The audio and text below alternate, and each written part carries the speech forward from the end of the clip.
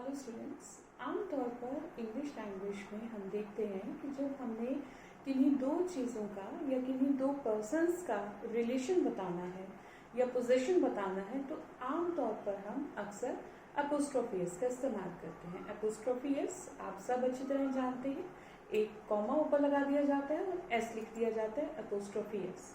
तो apostrophe S का इस्तेमाल हम अक्सर किसी चीज़ का रिलेशन बताने के लिए करते हैं। लेकिन क्या रिलेशन बताने के लिए ग्रामर में एक एपोस्ट्रोफी एस ही है जिससे हम रिलेशन बता सकते हैं, या कोई दूसरा तरीका भी है जिसका हम इस्तेमाल कर सकते हैं? या दूसरी चीज़ कि क्या एपोस्ट्रोफी एस का इस्तेमाल हम हर जगह कर सकते हैं, या कुछ ऐसी जगह भी हैं, कुछ ऐसी सिचुएशंस भी हैं, कुछ ऐसी कंडीशंस हैं जहां पर हम एपोस्ट्रोफी एस नहीं लगा सकते। आज के इस वीडियो में हमारा मकसद इन्हीं चीज़ों के डिफरेंस को समझना है कि एग्जैक्टली एपोस्ट्रोफी एस का इस्तेमाल हम कहाँ कहाँ कर सकते हैं और कहाँ नहीं कर सकते। दोनों चीज़ें इंपॉर्टेंट है। और अगर एपोस्ट्रोफी एस नहीं लगा सकते कहीं पर तो क्या कोई और तरीका है रिलेशन बताने का जो एपोस्ट्रोफी एस को रिप्लेस कर सके।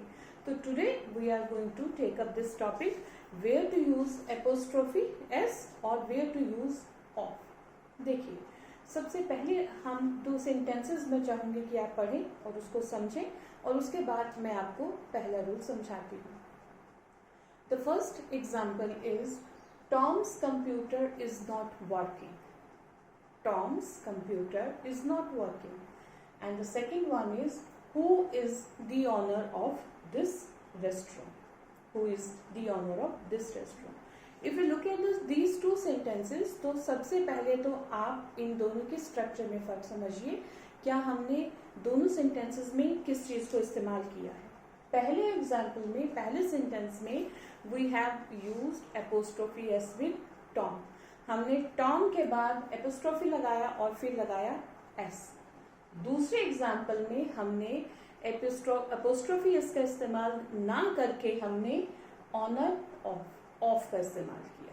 तो ये दो चीजें हैं बेसिक जो आज के इस सेशन में हमको समझनी है। आपका फोकस इन दोनों के डिफरेंस को समझने पे होना चाहिए। मैं आज के सेशन को बहुत लंबा नहीं करूंगी, बहुत शॉर्ट में करूंगी, क्योंकि जो रूल हम समझेंगे, भले ही एक ही रूल समझें, लेकिन वो रूल इतना इम्पॉर्टेंट है कि आपको उसके फर्क को समझना सबसे ज्यादा जरूरी है।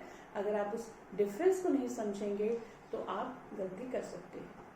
हमने जो रूल समझना है, जो कंसेप्ट हमने आज समझना है, वो ये कि अगर हमने कहीं एपोस्ट्रोफी एस लगाया है तो वो क्यों लगाया है, और अगर कहीं पर एपोस्ट्रोफी एस नहीं लगाया या उसकी जगह हमने ऑफ का इस्तेमाल किया तो वो क्यों बना। देखिए, अगर आप ध्यान दें तो Tom's computer is not working. Now जहां पर हमने एपोस्ट्रोफी एस का इस्तेमाल किया है जिस वर्ड के साथ, जैसे यहाँ पर हमने टॉम के साथ एपोस्ट्रोफी एस लगाया है, तो एक सिंपल सी लॉजिक, एक सिंपल सा पहचान आप ये याद रखिए, एपोस्ट्रोफी एस का इस्तेमाल हम हमेशा एनिमल्स या पर्सन्स के साथ करते हैं। या अगर मैं इसको दूसरे तरह से समझाऊं, दूसरे शब्दों में समझाऊं, जो लिविंग चीजें हैं, जो लिविंग पर्सन्स हैं, लिविंग एनिमल्स हैं, उनके साथ हम एपोस्ट्रोफी एस का इस्तेमाल करते हैं। जैसे फॉर एग्जाम्पल अगर मैंने यहाँ पर टॉम के साथ लगाया तो Tom is the name of a person, तो टॉम के साथ हमने एपोस्ट्रोफी एस लगाया because apostrophe is used with persons और पीपल और एनिमल्स। अब coming to the second sentence, who is the owner of this restaurant. Now again, अब यहाँ पर अगर हम देखें तो हम किसकी बात कर रहे हैं? रेस्टोरेंट की बात कर रहे हैं और उस रेस्टोरेंट के ऑनर की बात कर रहे हैं। देखिए, कंफ्यूज नहीं होना है, प्रैक्टिकली उसके मीनिंग को समझना है। यहाँ पर दो चीजें हैं। टॉम का कंप्यूटर ठीक से काम नहीं कर रहा। Computer is a non living thing here, but वो किसका कंप्यूटर है? अगर हम इसके सेंटेंस के मीनिंग को ध्यान से समझें तो इसका मीनिंग क्या बनेगा? टॉम का कंप्यूटर काम नहीं कर रहा, राइट? तो यहाँ पर सब्जेक्ट क्या है? यहाँ पर हम किसके बारे में बात कर रहे हैं? हम टॉम के बारे में बात कर रहे हैं। उसका कंप्यूटर काम नहीं कर रहा। Computer is a secondary thing, वो इंपॉर्टेंट नहीं है। टॉम का कंप्यूटर है, राइट? अब या इसको दूसरी तरह से समझें तो यहाँ पर हमें रिलेशन पता चल रहा है टॉम और कंप्यूटर का, और वो रिलेशन क्या है कि इसका किसका कंप्यूटर है, टॉम का कंप्यूटर है। सो टॉम इज अ पर्सन, इसलिए हमने उसका रिलेशन कंप्यूटर से बताने के लिए टॉम के साथ एपोस्ट्रोफी एस का यूज किया। पर दूसरे सेंटेंस में अगर आप देखें तो हमें किन दो चीजों का रिलेशन बताना है, रेस्टोरेंट का और उसके ऑनर का।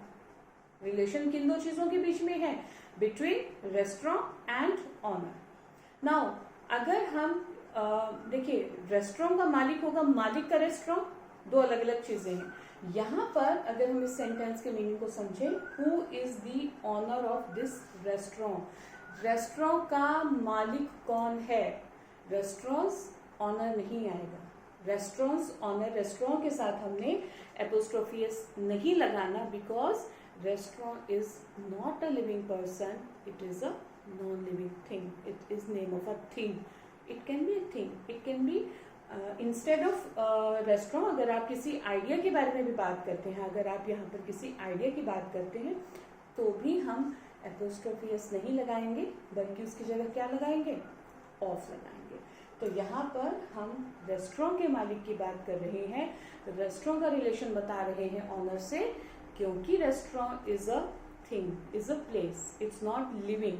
सो इसलिए हमने यहाँ पर एपोस्ट्रोफी एस लगाने की बजाय ऑनर ऑफ का इस्तेमाल किया है। So this is the main difference that you have to keep in your mind, that you have to remember that we use apostrophe S when we talk about people और animal, and we use of for things and ideas. We don't use of generally with animals और persons, हम उसके साथ उसका इस्तेमाल नहीं करते।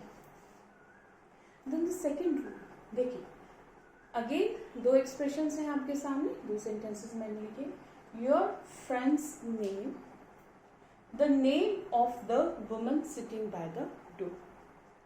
अगर हम ये लिविंग और नॉन लिविंग वाला कंसेप्ट ही यहाँ पर लगाकर समझें, उसी को यहाँ पर भी अप्लाई करें, तो आप पाएंगे दोनों सेंटेंसेस में जो इम्पॉर्टेंट चीज है जिसका हमने रिलेशन बताना है, जो सब्जेक्ट है एक तरह से, वो लिविंग ही है। जैसे यहाँ पर फ्रेंड, ये भी लिविंग है, it's name of a person, और वुमेन वो भी लिविंग है, लेकिन फिर भी हमने ऑफ लगाया। अभी हमने रूल पढ़ा कि लिविंग के साथ एपोस्ट्रोफी एस लगेगा और नॉन लिविंग के साथ एपोस्ट्रोफी एस नहीं लगेगा, ऑफ लगेगा, बट यहाँ पर तो लिविंग है, even then we have used of. Why, वो लॉजिक समझिए, वो रीजन समझिए। देखिए अगर आप ध्यान से देखें इन दोनों को, your friend's name, it's not very long, it's only of 3 words. Your friend's name, तुम्हारे दोस्त का नाम क्या है, right? So here the group of word is not too long, it's a small group of words, so we have used apostrophe s. But second में the name of the woman sitting by the door, the group of words is very long, it's a long group of words, there are so many words in that. So the second rule says कि जब भी हम apostrophe s का इस्तेमाल करेंगे तो जो group of words है वो बहुत बड़ा नहीं होना चाहिए। अगर वो बड़ा होगा, लेंथी होगा, तो हम एपोस्ट्रोफी एस की जगह ऑफ का इस्तेमाल करेंगे, भले ही वहां पर हम लिविंग पर्सन या लिविंग एनिमल की ही बात क्यों ना कर रहे हो। तो ये एक्सेप्शन है फर्स्ट रूल की यहाँ पर कि if the group of the word is long then we don't use apostrophe with this, we use of with that, but if we are talking about a small group of words then we use apostrophe with that. आज के इस session को जैसे मैंने कहा कि मैं यहीं तक वाइंड अप करूंगी यहीं पर, क्योंकि जो बेसिक डिफरेंस हमने यहाँ पर समझना है, मैं चाहूंगी आप उसको ध्यान से सुने, ध्यान से समझें। Once you get clear this rules in your mind, next video में we will talk about its continuation. हम इसी के कॉन्टिन्यूएशन के बारे में बात करेंगे कि कहाँ हम एपोस्ट्रोफी एस लगाएंगे और कहाँ पर उसको हम चेंज कर सकते हैं। Thank you.